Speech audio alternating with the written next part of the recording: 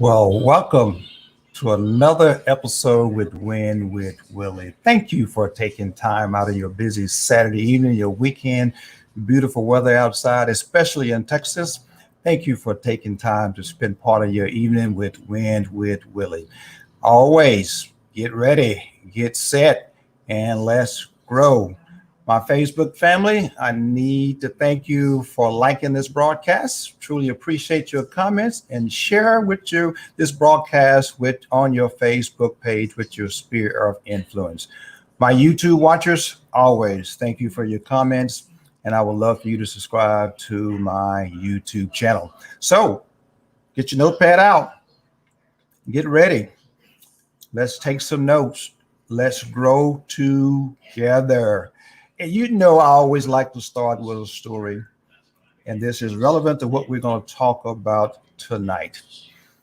A big, heavy guy, weighs about 400 pounds, goes up to a sidewalk scale with one of those big needles on it.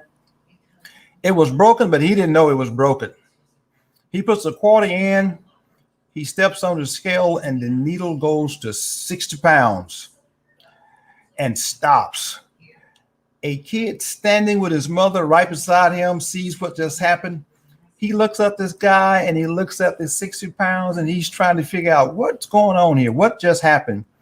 Finally, his face lights up and he says, "Hey, Mom, that man is hollow." What's the point here? The point is, the young boy said the man is hollow. The point is, you cannot give what you do not have. If we are going to enlarge ourselves or we are going to enlarge other people, we must first do what? Enlarge ourselves. If we want to enlarge ourselves and reach our full potential, we must be in the right environment. And that usually requires us to make some changes in our life. Guess what? Tonight we're talking about the law of environment. All these topics are coming from the 15th Invaluable Laws of Growth, John Maxwell book. And the law of environment states this: growth thrives in conducive surroundings. Let that resonate with you. Growth thrives in conducive surroundings, just like a plant. You have to water a plant, you have to fertilize a plant, and our growth also needs to be fertilized. This is what Mark Cain said about that. The first step towards success is taken when you and I refuse to be captive of the environment we first find ourselves in. Refuse to be captive to that environment. And John Maxwell, Time for Change statement says this: if you're always head of the class, you're in the wrong class. Think about that. I like this statement. I use this statement quite often myself. This statement I use: if you're the smartest person in the room, you're in the wrong room. I can't grow if I'm the smartest person in the room. I can't achieve my full potential if I'm the smartest person in the room. And one thing I do know, change depends on our choices. You've probably seen the phrase growth equal change. See, it's possible to change without growing, but it's impossible to grow without changing. One of the keys of making the right chances or the right changes that allow us to grow is to know the difference between a problem or a challenge, which I can change, and a fact of life, which I cannot. We must deal with those facts of life. We can't change where we were born. We can't change our parents. We can't change our height, our DNA. I can't change this watermelon head I was born with, but I can change my attitude about them. Yeah, I was born with a watermelon head, and I got teased quite a bit as a kid with this watermelon-shaped head. But I didn't let that define me. And we can do something about that based on the attitude about them. And yes, we got to live with the facts. I got to always live with this watermelon-shaped head. But a problem is different. A problem is something we can do something about. It's something that we can change and we can grow through. It begins with a fact that change in attitude. When we step up to that, When we change our attitude regarding the problem, we open up many opportunities for growth. You've heard attitude determines the altitude or altitude. You've heard that before. Well, there's some truth to that. The attitude. According to author and motivational speaker, I like this guy. This guy is motivational speaker, Nido Quibbing. Whether you are a success or failure in life has little to do with our circumstances. It has more to do with our choices. And what choices do we need to make so we're in the conducive surroundings where we can thrive and grow? When it comes to environment, I believe we need to make the following 6 choices to put ourselves in a better place for growth. Now, I'm going to give you 6. I'm going to give you the titles tonight, but I'm only going to talk about 3.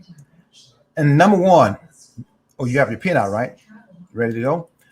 Assess the environment that we're in, our current environment. You got to make an assessment. I'll talk about the law of awareness. You need to know yourself to grow yourself. You need to determine, assess the environment that you're in. Number 2, change ourselves and our environment. Number 3, change who we spend our time with. I think that caught your attention. Challenge ourselves in our new environment. Focus on the movement and move forward despite the criticism. Yes. And so tonight, this session, I'm only going to talk about 3. I'm only going to talk about assess our current environment, change ourselves and our environment, and change who we spend time with.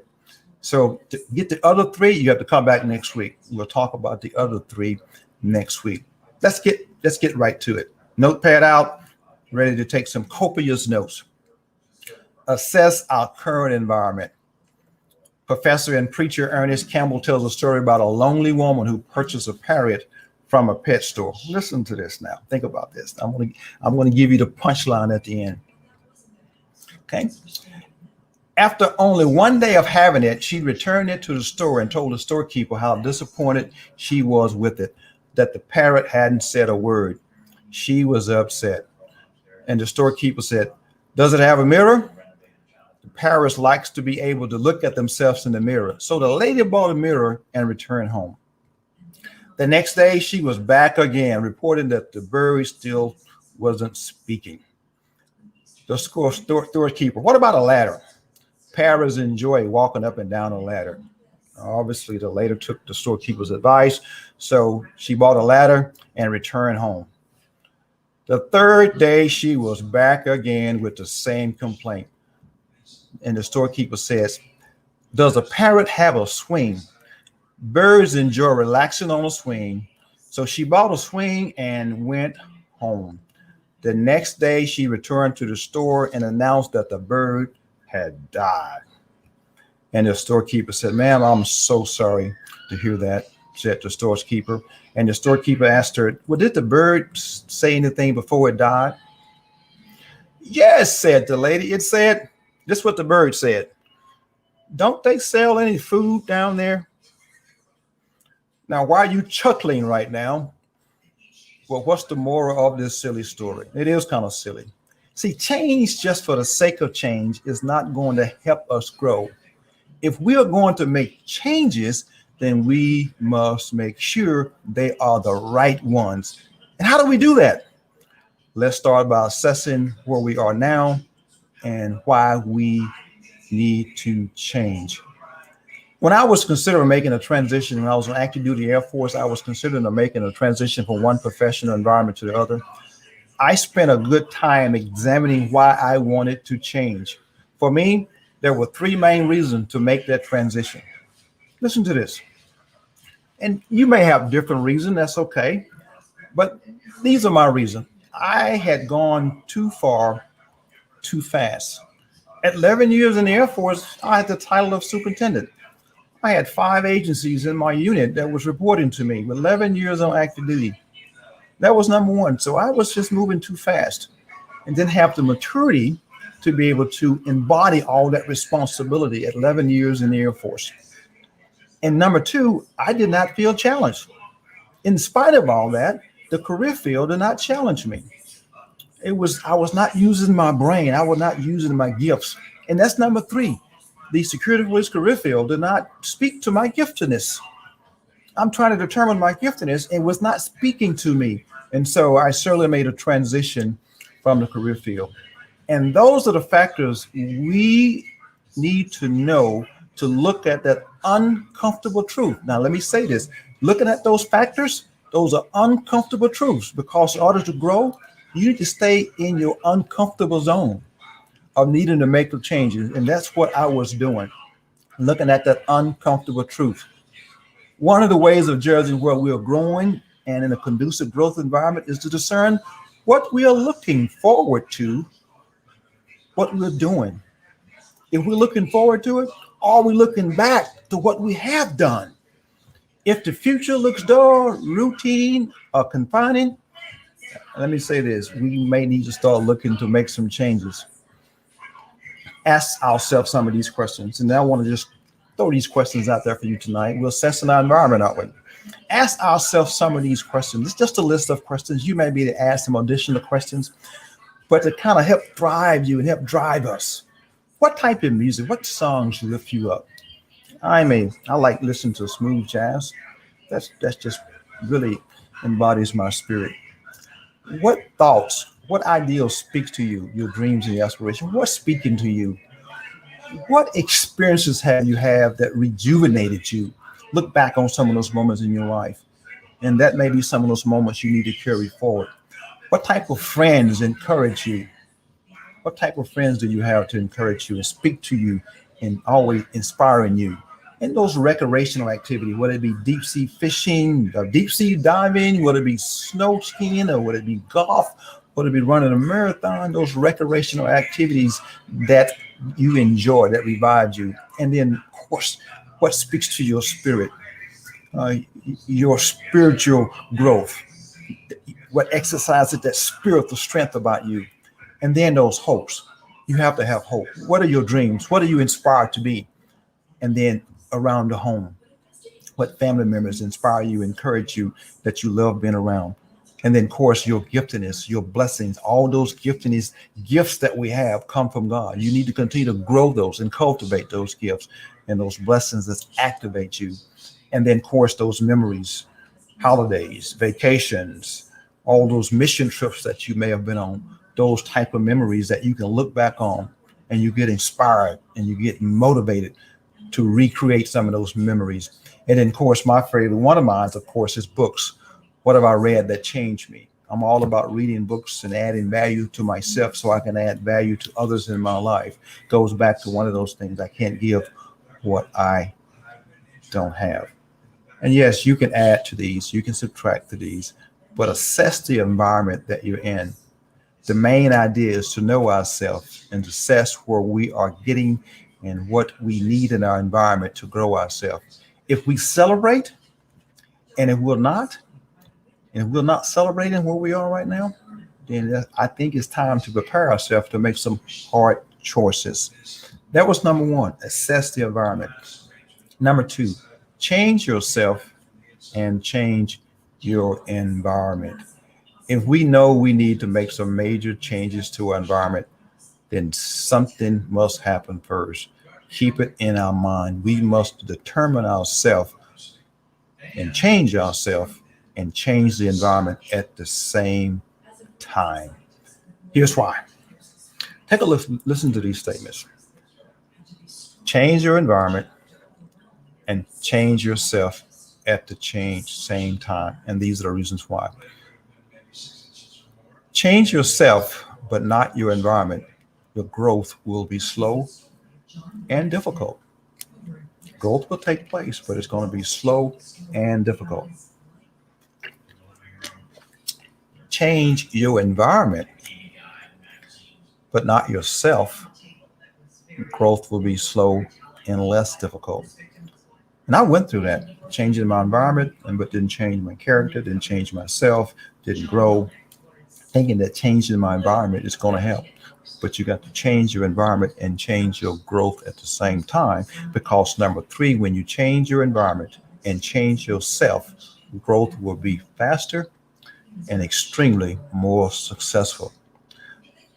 Putting both together, I'm telling you, folks, when you put those together, you accelerate your chances of success significantly. You grow that much faster significantly. I like to share John Maxwell, his growth environment, and then I'll share mine as well, which is may apply to you and it may not apply to you, but I like to share John Maxwell growth environment, which applies to my growth environment. And he came up with these sayings. His growth environment. Remember, if you're the smartest person in the class, you're in the wrong class. If you're the smartest person in the room, you're in the wrong room. And this is number one. Others are ahead of me. I am continually being challenged. My focus is forward thinking. My atmosphere is affirming. I am often out of my comfort zone. I wake up excited. Failure is not my enemy. I'm going to come back to that one in a minute. I'm going to give you a saying for fail that I inherited and heard Cat Cole say. But failure is not my energy. Failure is my friend. Others are growing. People desire change. Growth is modeled and expected. Let me repeat those. Let me go back to fail. Failure is not my enemy. In listening to Cat Cole, FAIL is an acronym. F, first attempt and learning. Failure become your friend. And what John did, he referred back to the list that found most of those statements did not apply to his current situation. So guess what he did? He decided to make a change. He changed his environment. I want you, you can go and read the book and see all the changes that he made, but do they apply to your environment? Do those statements apply to your environment? Is others growing? Others ahead of you? Are you being continually challenged? Is your focus forward? Is your atmosphere affirming? Are you out of your comfort zone? Do you wake up excited? Failure is your friend, not your enemy. Others around you are growing. People desire change. Growth is modeled and expected. As you listening to the list, you may have sensed that most of these statements may apply to your life. They may not. I don't know. But do we need to make a change? As we consider changing ourselves in our environment, just like anything else,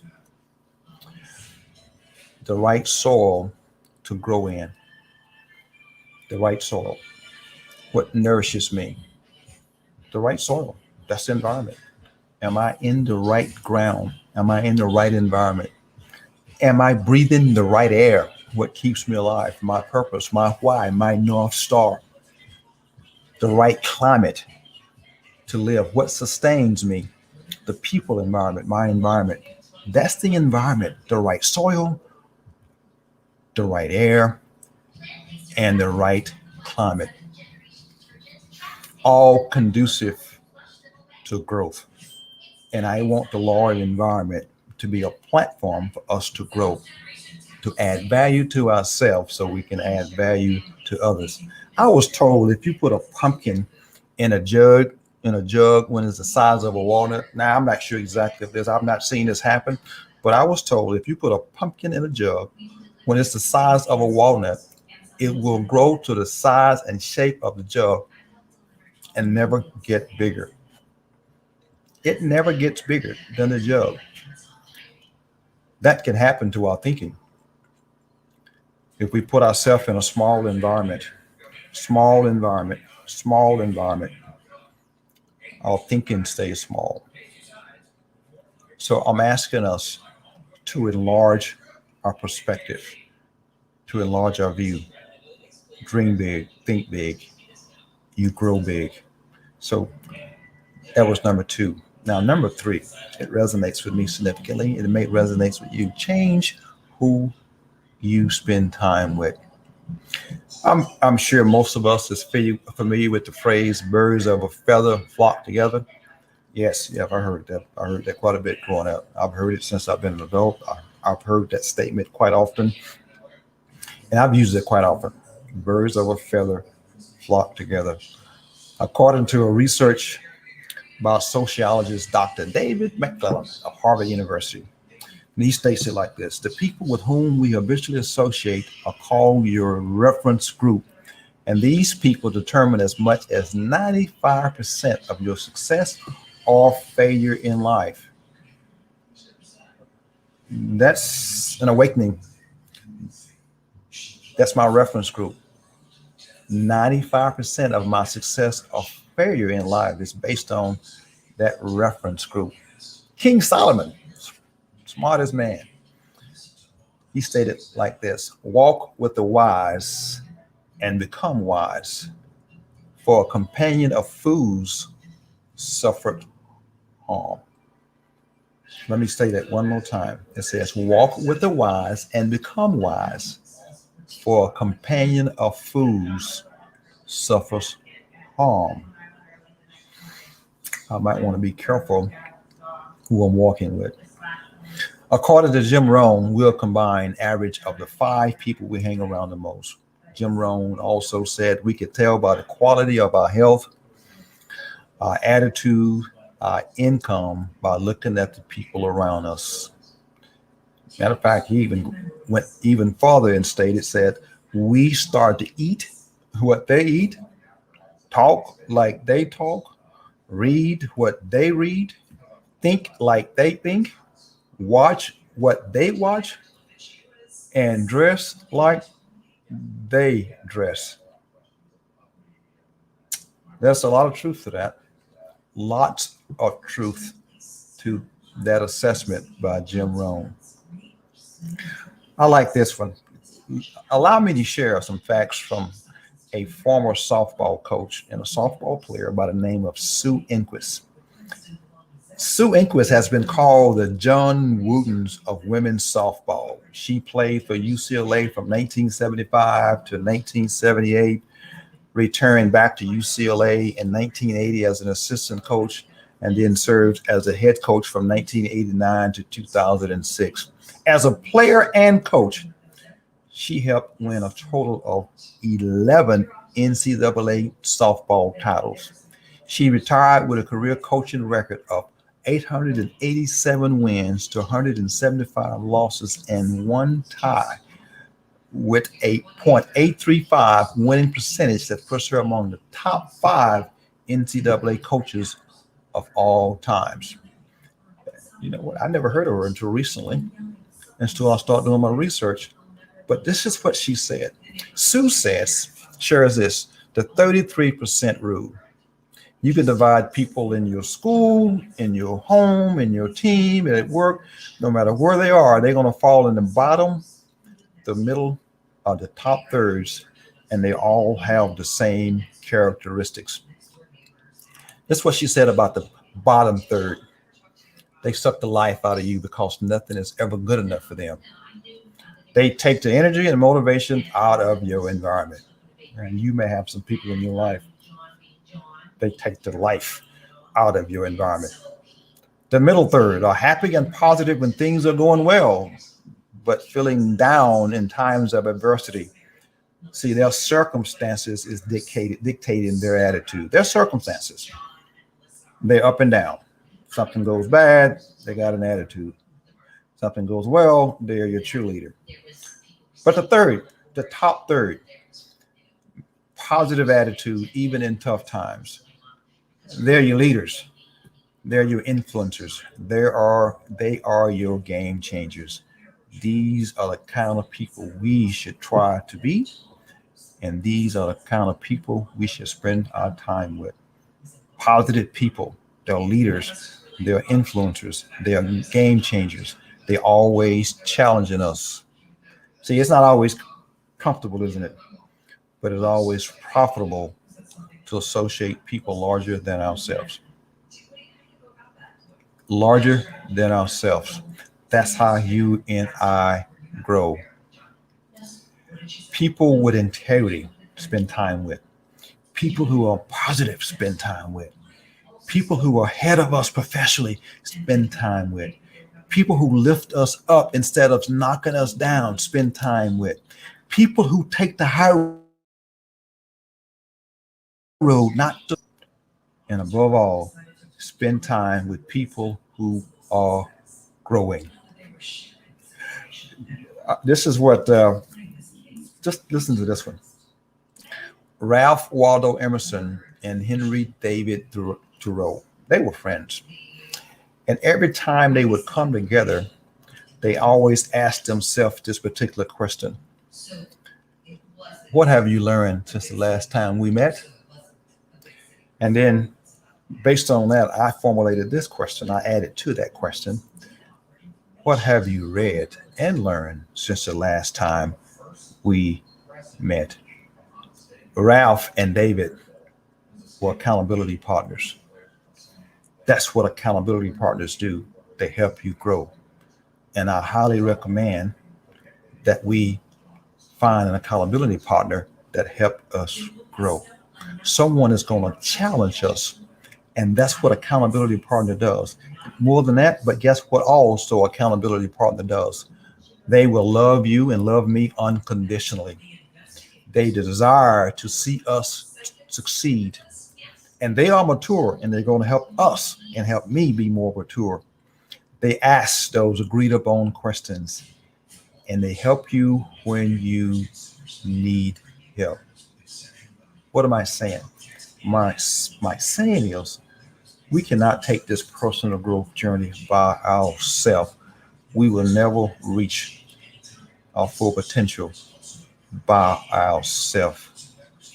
The person in our environment, the person that's helping us grow, those positive people in our life, they will increase our chances to success tenfold. We cannot do this alone.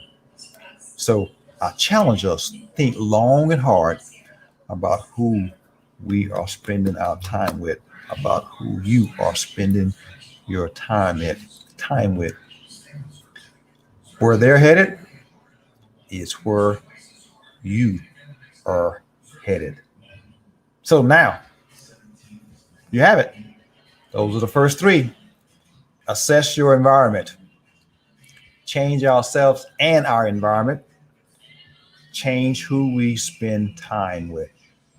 So tune in next week so you can get the bottom half, because the bottom half reads like this: challenge ourselves in our new environment, continue to focus on the movement, move forward despite the criticism.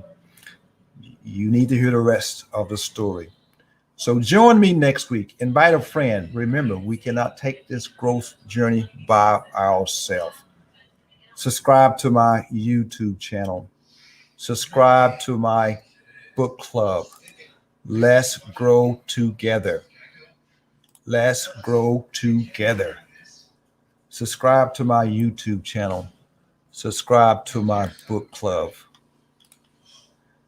jeffwillie.com/book club and my YouTube channel.